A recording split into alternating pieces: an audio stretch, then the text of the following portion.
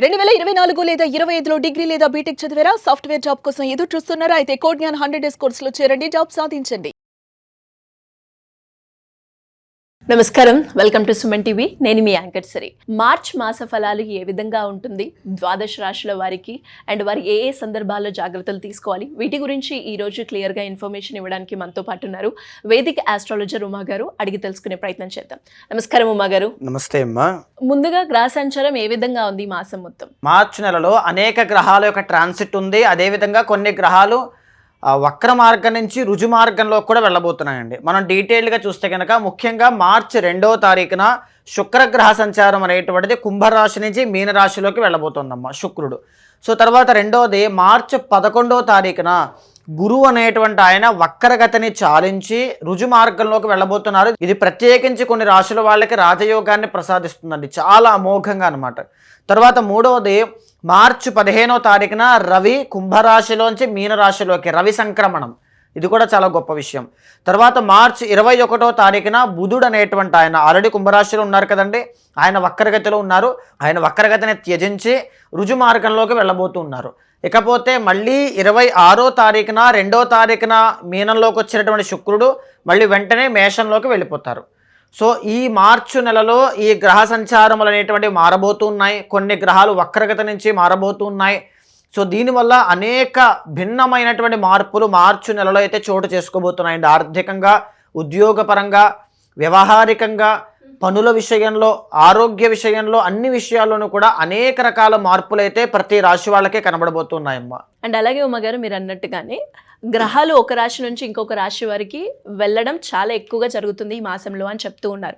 And especially మేష రాశి వారికి విద్యపరంగా, ఆరోగ్యపరంగా, సంతాన పరంగా, విదేశీ పరంగా ఎలా ఉంటుంది, ఏ ఏ సందర్భాల్లో జాగ్రత్తలు తీసుకోవాల్సిన అవసరం ఉందంటారు? తప్పకుండా అండి. మేషరాశి వాళ్ళకి మనం తీసుకుంటే అమ్మా, మొన్న జరిగేటువంటి వీడియోలో లాభస్థానము అంటే 11th హౌస్లో అంటే కుంభరాశిలో 5 గ్రహాల యొక్క సంచారం అనేటువంటిది నడుస్తుంది అని చెప్పి, తర్వాత 12వ స్థానంలో శని ఉన్నప్పటికీ కూడా ఉద్యోగపరంగా కానీ, సంతానము పరంగా పంచమాధిపతి కాబట్టి ఆరోగ్యపరంగా కానీ, పేరు ప్రఖ్యాతుల పరంగా కానీ ఏదో ఒక తెలియని పాజిటివిటీ కనబడబోతోంది అని చెప్పి మనం చాలా సందర్భాల్లో చెప్పుకున్నామండి. అది రాజయోగంగా కూడా చెప్పుకున్నాం.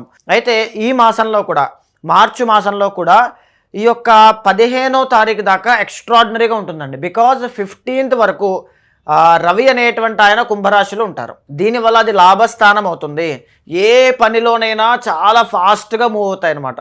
అంటే మంచి పనుల్లో ఆటంకాలు తొలగిపోతాయి. సంతాన విషయంలో గుడ్ న్యూస్లు వింటారు, ప్రేమ విషయంలో గుడ్ న్యూస్లు వింటారు, అన్నీ ఎక్స్ట్రాడినరీగా ఉంటాయి. బట్ 15వ తారీఖు దాటింది అంటే అంత గొప్పగా అయితే ఉండదు. ఖచ్చితంగా కుజుడు కాపాడతారండి. ఈ మార్చి నెలంతా కాపాడతారు, ఏప్రిల్ 2వ తారీఖు దాకా కాపాడతారు కుజుడు. కానీ రవి ఉండరుగా. రవి అనేటువంటి ఆయన ఎవరో ముఖ్యమైనటువంటి గ్రహం, పనులకి అన్నిటికీ కూడా ఆరోగ్యానికి ముఖ్యమైనటువంటి గ్రహం. సో ఆయన బలంగా లేరు కాబట్టి ఆ విషయంలో కేర్ఫుల్గా ఉండాలి. మనం డీటెయిల్డ్గా చూస్తే అమ్మా, మేషరాశి వాళ్ళకి 3వ స్థానంలో గురుడు ఉండి వక్రగతిలో ఉండడం వల్ల 2వ స్థానం మీద ప్రభావితం అవ్వడం వల్ల ఎంతో కొంత ధనయోగం, డబ్బులు రావడం, లేకపోతే విద్య, చదువుకునేటువంటి విద్యార్థులకు మంచి గ్రోత్ ఉండడం, అంటే ఈవెన్ గురుబలం లేకపోయినా వక్రగతి ఉంది కాబట్టి ఇలాగా అనేక రకాల మార్పులు అయితే గురువు ఇచ్చారండి. బట్ 11వ తారీఖున మార్చి 11వ తారీఖున గురుడు వక్రగతిని వదిలేస్తున్నారు. వదిలేస్తే ఏమవుతుంది, ప్రభావం అంతా కూడా 3వ స్థానంలోనే ఉంటుంది. 3వ స్థానంలో ఉండడం వల్ల ఏంటి, మనీ అనమాట, ఫినాన్షియల్ ట్రబుల్స్ అనేటువంటి ఏదైనా ఇబ్బంది రావడం కానీ, లేకపోతే కుటుంబంలో పెద్దవాళ్ళతో ఏదైనా చికాకులు ఇలాంటివి రావడం కానీ, పనుల్లో ఆటంకాలు కానీ, రుణ బాధలు, లేకపోతే చిన్న చిన్న అవమానాలు లాంటివి కలగడం కానీ జరిగే అవకాశాలు ఉంటాయి. రెండవది ఏంటి అంటే పంచమంలో కేతు ఉన్నారు. ఈ పంచమంలో కేతు కోసం స్పెషల్లీ మనం చెప్పుకోవట్లేదు, ఎప్పటి నుంచో దీనికోసం ఇదే చెప్తూ ఉన్నాం. ప్రేమ, సంతాన విషయంలో ఆటంకాలు పంచమంలో కేతు ఇస్తారు. తర్వాత మళ్ళీ షష్ఠ, సప్తమ, అష్టమ, నవ, దశమ అంటే ఈ మకరం వరకు కూడా గ్రహాలు ఏమీ లేవు. కుంభరాశిలో 5 గ్రహాలు ఉన్నాయండి. అందులో ఉన్నటువంటి రాహు మంచి ఫలితాలు ఇస్తారు, పడినటువంటి కష్టానికి ప్రతిఫలాన్ని ఇస్తారు. లాభంలో రవి ఇప్పుడు మనం చెప్పుకున్నటువంటి మార్చి 15 దాకా మంచి యోగాన్ని ఇస్తారు.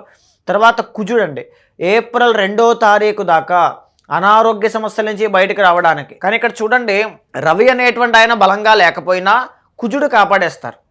15వ తారీఖు వరకే రవి ఉన్నప్పటికీ కూడా ఆ 15వ తారీఖు తర్వాత నుంచి మిగిలిన 15 రోజులు, 17 రోజులు కుజుడు కాపాడేస్తారు. ఎందుకంటే లగ్నాధిపతి, జన్మానికి అధిపతి, జన్మ అష్టమాధిపతి. అప్పుల బాధలు లేకుండా, ఆరోగ్య సమస్యలు లేకుండా, వాహన ప్రమాదాలు కలగకుండా, మంచి పేరు ప్రఖ్యాతులు ఎక్కడ కూడా డ్యామేజ్ అవ్వకుండా, వచ్చిన కష్టాన్ని నిలదొక్కునేటువంటి తత్వాన్ని కుజుడిచ్చేస్తారు. సో రవి కుజులు ఓకే. తర్వాత బుధుడు అంటే శుక్రుడు అండి.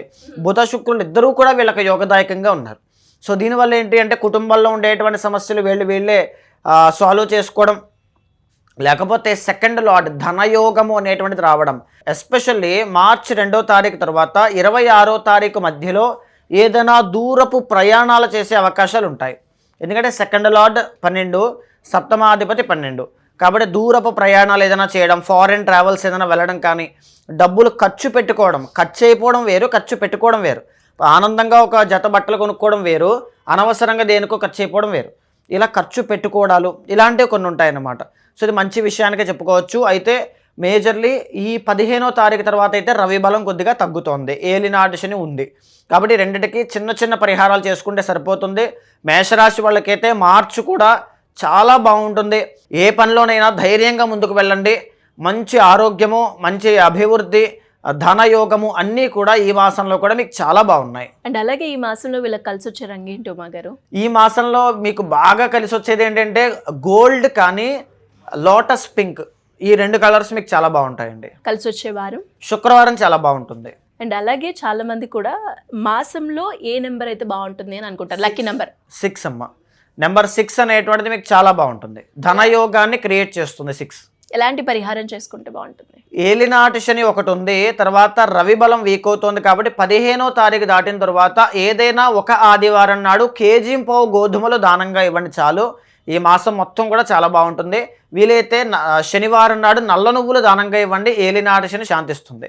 ఏ దేవత ఆరాధన చేస్తే బాగుంటుంది అంటారు? మహాలక్ష్మి దేవత ఆరాధన చేయండి, చాలా బాగుంటుంది. అండ్ ఇంకా ఎవరికైనా కూడా దీనికి సంబంధించి క్లియర్గా ఇన్ఫర్మేషన్ తెలుసుకోవాలి అనుకునే వాళ్ళు మిమ్మల్ని అప్రోచ్ అవ్వాలి అంటే ఏ విధంగా ఉంటుందంటారు? తప్పకుండా అండి. ఇప్పుడు మనం మాట్లాడుకునే ప్రతిదీ కూడా గోచార అంశములండి. ఈ గోచార అంశములతో పాటుగా పర్సనల్ చాట్లో జాతకాన్ని చూసుకోవాలి, జాగ్రత్తలు పడాలి, రెమెడీస్ ఆచరించాలి అనుకున్నా, ఆర్ ఎనీ పర్సనల్ గైడెన్స్ కావాలి, ఒక ఆస్ట్రాలజర్గా ఎవరైనా ఉండాలి అనుకున్నా తప్పకుండా ఒక ఫ్యామిలీ మెంబర్ లాగా, ఒక ఆస్ట్రాలజర్ లాగా, ఒక బ్రదర్ లాగా, ఒక గైడర్ లాగా తప్పకుండా ఉంటాను. మీ జాతకాన్ని చూసిన తర్వాత గోచారంతో సమన్వయం చేస్తూ ఏదైనా దోషాలుంటే శాంతి పరిహారములు ఆచరింపచేసి భగవత్ అనుగ్రహం కలిగేలా చేస్తాను. థ్యాంక్ యూ ఉమా గారు, థ్యాంక్ యూ సో మచ్. నమస్తే అమ్మా.